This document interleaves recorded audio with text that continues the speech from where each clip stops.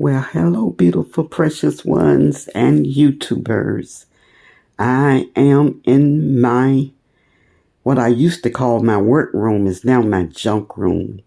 I just took this dress and just displaying it and something that I like to do, not killing time. I guess you can call it a hobby of mine. So I just finished listening to a precious YouTuber. And when I don't comment, it's because I be in my junk room. Like I said, I no longer call it a work room because now it's just a junk room. But one of these days, I'm believing the Lord, I'm going to get it all cleared out, and I'm going to turn it into hopefully an exercise and slash YouTube room, where I can, not YouTube room, but I had thought about bringing in my desk and my laptop in here. But I don't know what I'm going to do apart from getting all of this stuff out of here because I want my space back. So I'm just showing, this is one gorgeous dress. I'm going to take pictures of it and just hang it back up into the closet. And maybe next year, because it has gotten too late in the season now for me to do a yard sale, because I would need a lot of help.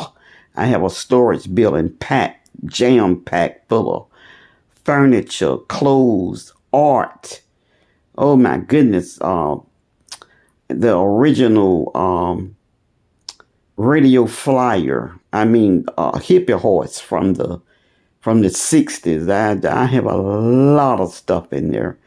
So I'm going to hopefully get someone from my church and a couple of grands to help me next year to get rid of this stuff. But anyways, let me show you this. How gorgeous it is. Look at that. It's sheer up top. And I don't really know much I have a good eye for clothes. But I haven't studied. This dress is probably from the 90s. Yeah, it's probably from the 90s or late 80s, I study antique. Oops, I almost missed my chair. I study antique and vintage items. I love art, antique and vintage art, such as the Highwayman from Florida.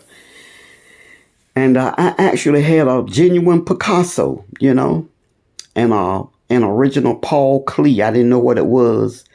A young lady that I used to go see. She ended up in hospice. She was dying from cancer. And she gave me an original Paul Klee. And I had no idea. I didn't really research things then. I just had I stuck $25 on the thing. This was in about 2004, 2003, after the restaurant business. And I had started doing the flea market and antique shows and stuff. But I put $25 on an original Paul Klee. Last name spelled Klee. And as soon as I put it out, man, he bought it. I could barely even get it out, and he purchased it. My husband and I, before he got sick, he said he was going to retire again, and we was going to get us a RV. And because when I would do antique shows, he would see the money that I would make. Because I had a good eye. I got a pretty good eye for old things, But you have to have knowledge. You have to have books. And so I would get on the internet, especially eBay. And I would look for antiques. And I would always go to what sold the most money, or what the most items sold for. And that was another way that I learned.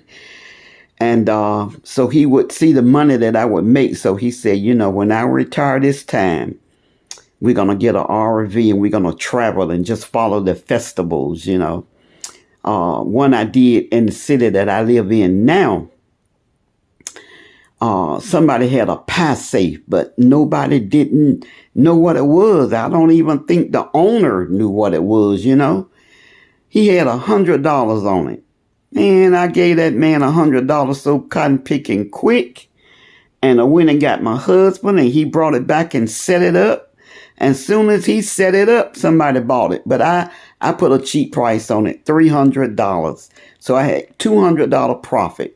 Those were the good old days, the fun days, you know. I rarely, well, I don't go to estate sales. Went to one probably about a month ago or longer. I'm looking at something right now. I paid $2 for it. And it's so old. I mean, it's falling. I went to move it and it's falling to pieces. I said, Lord, have mercy.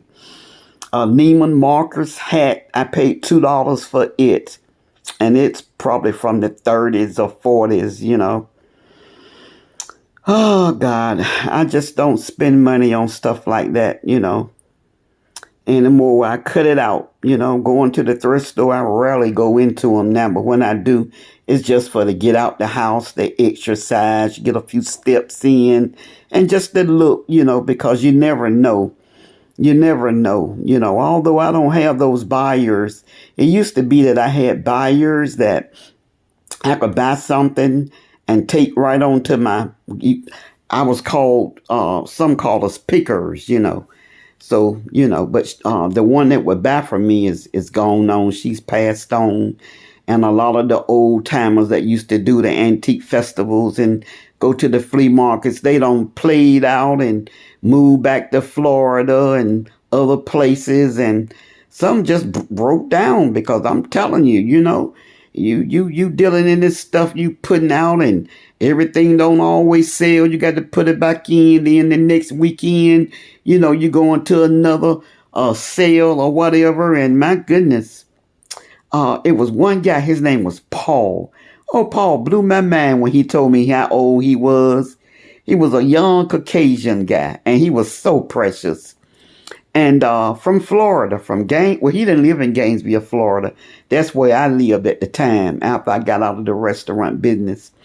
And I seen him in my state at a festival, and we was glad to see each other, you know.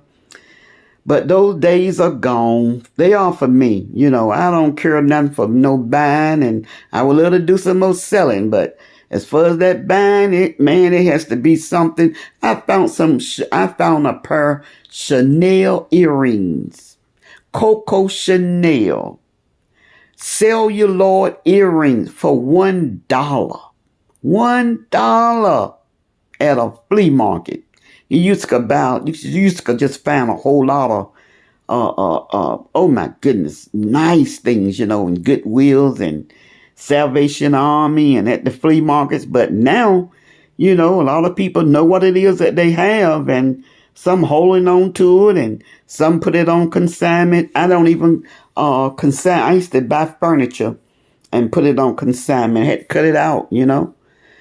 Had to cut it out. It's just too much work and it's hard to find the things that will, you know, sell right off the bat, you know. So anyways, as y'all can see, I don't just talk about the Lord, you know. I met 3 of my friends in the state that I am now from buying and selling. And they some good old gals, you know. They some good old gals. They are.